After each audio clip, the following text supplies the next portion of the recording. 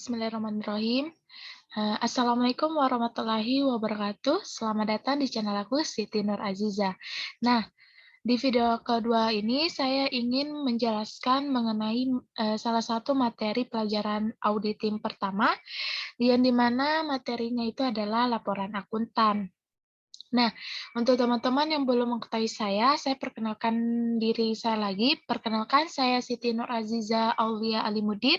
Saya dari jurusan Akuntansi Fakultas Ekonomi dan Bisnis Universitas Muhammadiyah Makassar.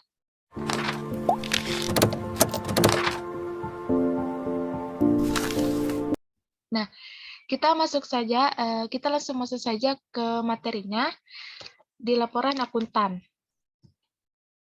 Nah, materi yang akan kita bahas atau pembahasan pertama ini adalah jenis-jenis pendapatan akun, jenis-jenis pendapat akun maksudnya.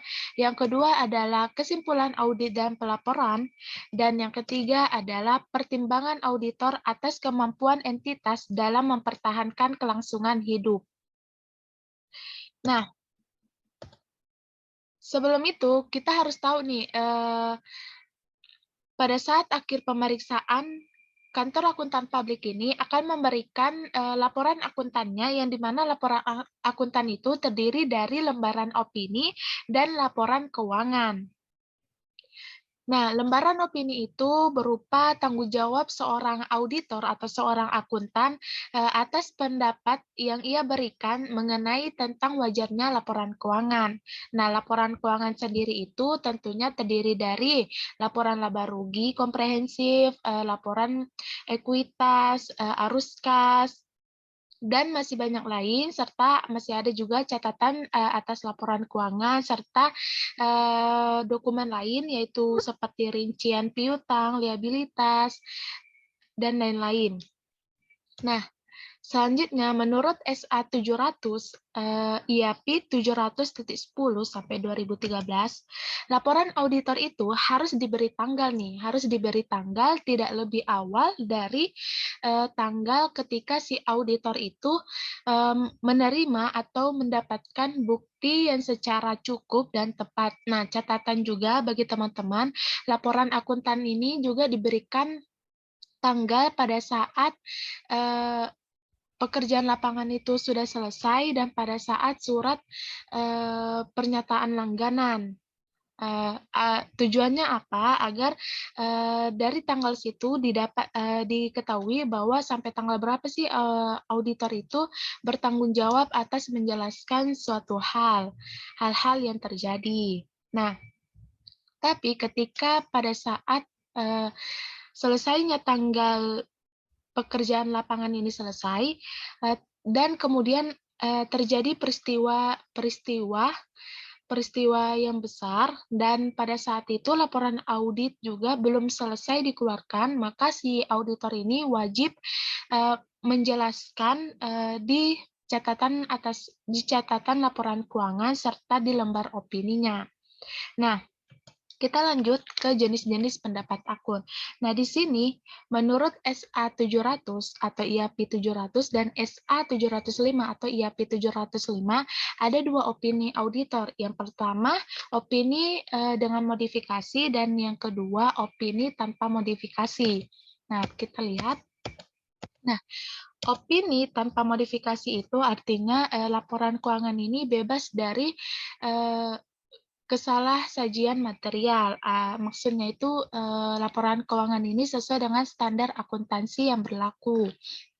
Terus yang kedua itu opini dengan modifikasi. Jadi opini dengan modifikasi dinyatakan bahwa laporan keuangan ini terdapat kesalah sajian material atau masih ada simpang atau tidak sesuai dengan standar akuntansi, serta mungkin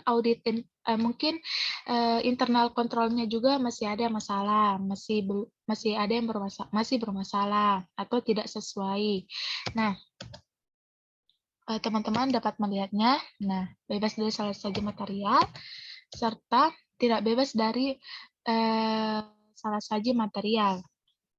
Nah, yang kedua mengenai beberapa opini menurut standar profesional akuntan publik per 31 Maret tahun 2011 atau PSA 29 SA seksi 508, di mana terdiri dari pendapat wajar tanpa pengecualian, pendapat wajar tanpa pengecualian dengan bahasa penjelasan yang ditambahkan dengan laporan audit bentuk baku.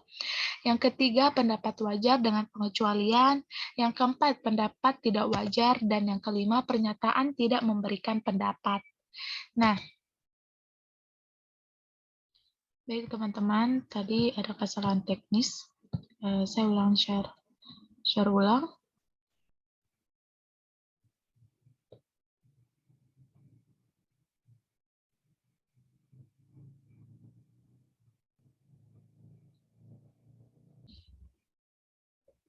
Tadi kan sudah saya jelaskan mengenai opini tanpa modifikasi dan dengan modifikasi. Dan selanjutnya mengenai tentang ini juga saya sudah menjelaskan pendapat wajar tanpa pengecualian dan lain-lain. Nah, kita masuk ke jenis-jenis laporan akuntan. Nah, ada dua laporan jenis-jenis laporan akuntan, yaitu laporan auditor bentuk baku dan laporan auditor independen. Nah, laporan auditor bentuk baku ini,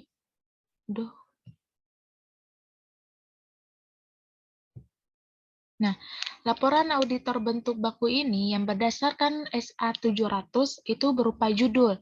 Nah, judul ini harus ditinjaukan, yaitu bahwa laporan ini adalah laporan akuntan, laporan auditor independen, terus yang kedua ke pihak yang dituju. Nah, pihak yang dituju itu laporan akuntan ini harus ke pihak yang dituju, yang dimana pihaknya ini sesuai dengan ketentuan perikatan. Nah, paragraf pendahuluan itu harus mengidentifikasi entitas yang diaudit, menyatakan bahwa laporan keuangan ini telah diaudit, terus mengidentifikasi atau menyebutkan berbagai jenis-jenis laporan, dan laporan itu merupakan bagian dari laporan keuangan. Contohnya itu seperti laporan laba rugi, laporan arus kas itu harus disebut.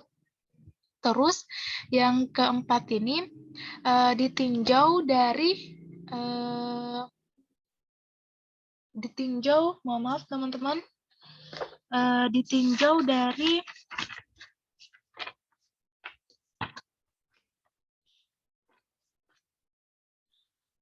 harus merujuk pada ikhtisar kebijakan akuntansi signifikan dan informasi penjelasan lainnya, serta tentunya harus disertakan dengan tanggal. Nah, yang keempat ini mengenai tentang tanggung jawab manajemen atas laporan keuangan. Jadi, laporan akuntan ini berisi mengenai bahwa si manajemen ini bertanggung jawab atas penyusunan laporan keuangan dan atas pengendalian internal. Nah, tanggung jawab auditor juga. Di sini laporan akuntan mengisikan bahwa si auditor ini sudah menjalankan sesuai dengan standar akuntan, sesuai dengan standar profesional audit, standar audit yang telah ditetapkan oleh IAPI, dan dia juga si auditor ini telah mematuhi ketentuan etika. Nah, yang keenam ini mengenai tentang opini auditor. Baru yang selanjutnya tanggung jawab laporan lainnya, tanda tangan auditor, tanggal laporan audit, serta alamat audit. Jadi, ini semua itu harus ada di laporan akuntan, di laporan auditor. Jadi ada judul, pihak yang dituju, paragraf pendahuluan, tanggung jawab manajemen atas laporan keuangan, tanggung jawab auditor, opini auditor, tanggung jawab laporan lainnya, tanda tangan auditor, tanggal laporan audit, serta alamat auditor. Nah, selanjutnya itu laporan auditor independen. Menurut SA 705 ada dua, yaitu opini tanpa modifikasian dengan opini modifikasian. Nah, opini modifikasian ini juga itu dibagikan lagi menjadi tiga, yaitu ada opini wajar dengan pengecualian, ada opini tidak wajar, dan ada juga opini tidak menyatakan pendapat. Nah, Kita masuk ke laporan auditor independen tentang dampak memburuknya kondisi ekonomi Indonesia terhadap kelangsungan hidup. Nah, adanya laporan ini karena pada tahun 1997 itu kondisi ekonomi di Indonesia serta wilayah regional Asia Pasifik ini memburuk. Nah, karena memburuknya kondisi ekonomi, maka akibatnya itu terjadinya terjadinya depresiasi ya teman-teman, terjadinya depresiasi mata uang di negara-negara tersebut. Nah, karena terjadinya depresiasi mata uang di negara-negara tersebut, itu mempengaruhi laporan keuangan. Dan seharusnya pada saat dampak itu, si auditor ini harus mempertimbangkan laporan akuntannya supaya pengguna laporan audit ini bisa mengetahui dampak dari kondisi ekonomi Indonesia tersebut, dampak memburuknya kondisi ekonomi ini. Nah, selanjutnya, tadi kan saya bilang auditor itu harus mempertimbangkan ya. Nah, di sini auditor itu harus mempertimbangkan 3 hal. Yang pertama, kewajiban auditor untuk memberikan saran bagi kliennya dalam mengungkapkan dampak kondisi ekonomi tersebut terhadap kemampuan entitas di dalam mempertahankan kelangsungan hidupnya. Jadi, jika terdapat dampak kondisi ekonomi tersebut terhadap kemampuan entitas untuk mempertahankan kelangsungan hidupnya, maka auditor ini wajib memberikan saran untuk kliennya. Terus yang kedua, si auditor ini harus mengungkapkan peristiwa yang mungkin akan terjadi di masa depan sebagai akibat dari kondisi ekonomi tersebut. Dan yang terakhir, modifikasi laporan auditor bentuk baku jika memburuknya kondisi ekonomi tersebut berdampak terhadap kemampuan entitas untuk mempertahankan kelangsungan hidupnya. Nah, kita lanjut ke kesimpulan audit dan pelaporan, pembahasan kedua. Nah, di sini teman-teman bisa, di sini itu seperti contoh ya, jadi teman-teman mungkin bisa melihatnya. Nanti mungkin saya bisa memberikan PowerPoint-nya di deskripsi box. Nah, pertama itu paragraf penekanan suatu hal. Nah, di sini contohnya. Terus ada juga pelaporan audit bila pengungkapan ketidakpastian material tidak memadai. Nah, ini diilustrasikan tentang paragraf-paragraf yang relevan bila suatu opini wajar dengan pengecualian dinyatakan ya teman-teman bahwa basis untuk opini wajar dengan pengecualian, ini contohnya. Terus opini wajar dengan pengecualian ini, dan basis untuk opini tidak wajar itu seperti begini. Nah, oke ya. Nah, terus habis itu ini opini tidak wajar, teman-teman bisa lihat. Nah, kita lanjut ke pembahasan ketiga, yaitu pertimbangan auditor atas kemampuan entitas dalam mempertahankan kelangsungan hidupnya. Nah, dalam PSA nomor 30 IAP 201.2.341.1 sampai 342.7 yang dimana dinyatakan bahwa auditor ini, pertama, auditor ini bertanggung jawab untuk mengevaluasi apakah terdapat kesangsian besar terhadap kemampuan entitas dalam mempertahankan kelangsungan hidupnya dalam periode waktu pantas tidak lebih dari 1 tahun sejak tanggal laporan keuangan yang sedang diaudit. Nah, selanjutnya,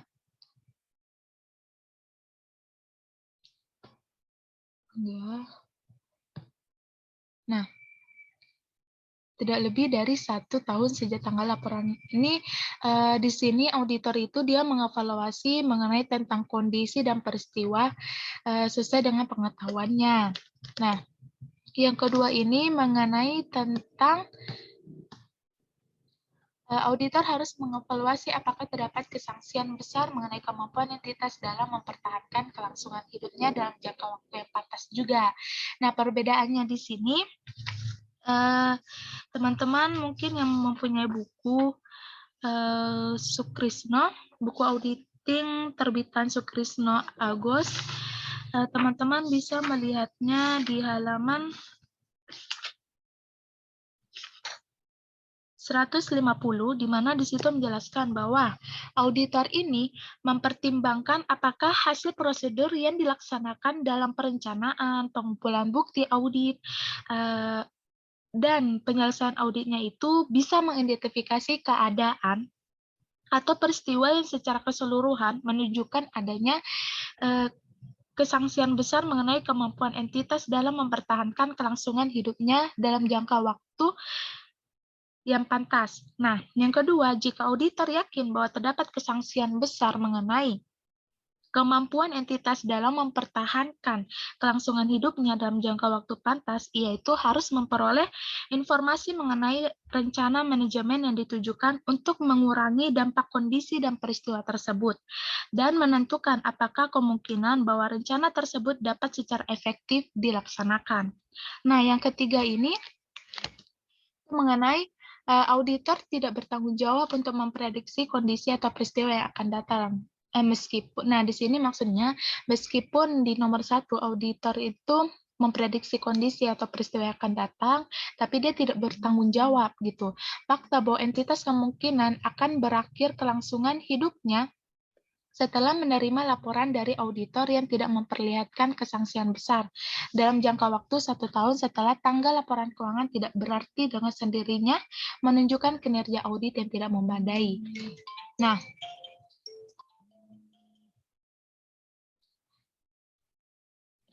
lanjut, yang keempat ini adalah auditor tidak merancang prosedur audit dengan tujuan tunggal untuk mengidentifikasi dan kondisi dan peristiwa jika dipertimbangkan secara keseluruhan menunjukkan bahwa terdapat kesangsian besar mengenai kemampuan entitas dalam mempertahankan kelangsungan hidupnya dalam jangka waktu pantas.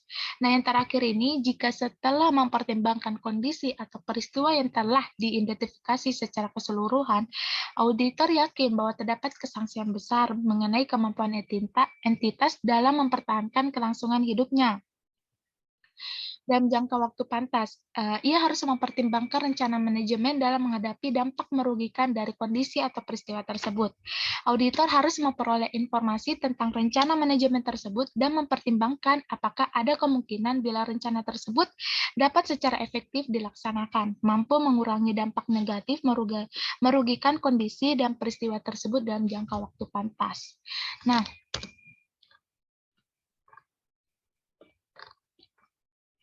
yang keenam, apabila setelah mempertimbangkan dampak kondisi dan peristiwa tertentu, auditor tidak menyaksikan kemampuan satuan usaha dalam mempertahankan kelangsungan hidup dalam jangka waktu pantas, maka auditor ini memberi pendapat wajar tanpa pengecualian. Yang ketujuh, apabila setelah mempertimbangkan dampak kondisi dan peristiwa tertentu, auditor ini menyaksikan kemampuan satuan usaha dalam mempertahankan kelangsungan hidupnya dalam jangka waktu pantas, maka auditor ini wajib mengevaluasi rencana manajemen. Mungkin sekian dari saya, teman-teman, materi itu. Materi audit pertama mengenai tentang laporan akuntan. Jika terdapat kesalahan kata-kata, saya minta maaf, dan jika penjelasan saya ini kurang jelas, mungkin teman-teman bisa melihat PowerPoint yang saya bagikan di deskripsi box. Teman-teman bisa membacanya, dan sebagai referensi juga teman-teman bisa melihat dari buku Auditing 1 dari Sukrisno Agos. Nah, sekian dari saya Siti Nurhaliza Aulia Alimuddin dari jurusan akuntansi. Pamit undur diri. Wassalamualaikum warahmatullahi wabarakatuh. Dan teman-teman jangan lupa like dan subscribe channel aku dan like video aku, guys.